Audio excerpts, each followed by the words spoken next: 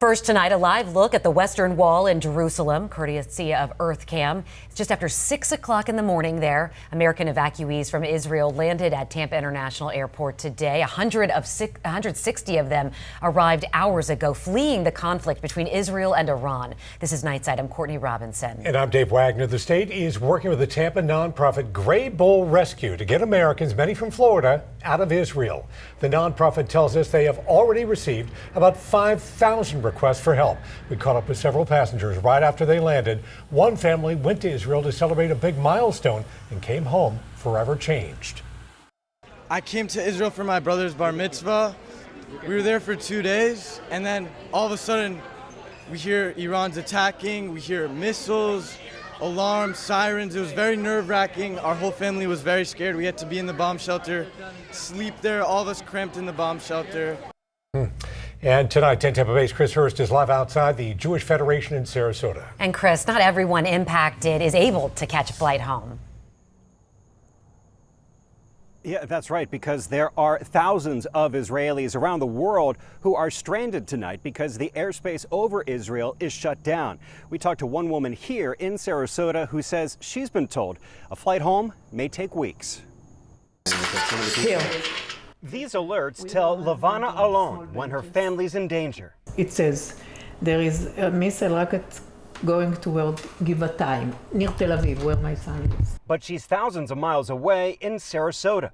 We were supposed to go back on the 23rd of June, and the flight was cancelled.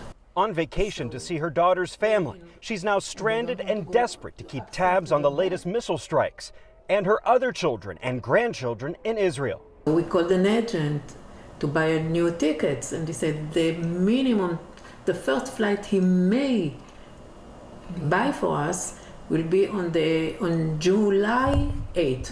Today she scrambled to find refills for her and her husband's medication and had to pay nearly $2,000 out of pocket. It's a huge frustration because you cannot help, you only listen what happens there.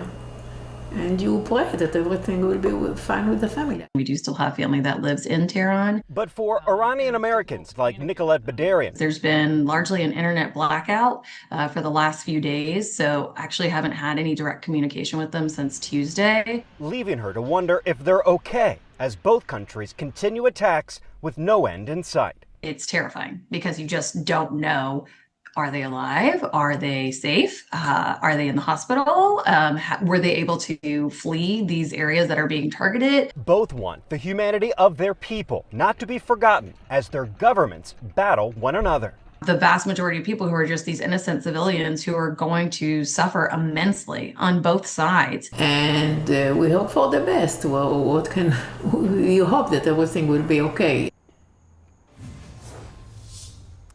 Israel's transportation secretary says about 50,000 Israelis are abroad and are still trying to return home despite the ongoing attacks.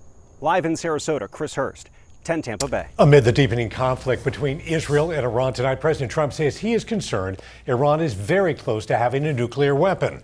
The president says he'll decide within 2 weeks whether the U.S. will formally join Israel in attacking Iran's nuclear facilities. But he says he's leaving the door open for a diplomatic resolution of the conflict.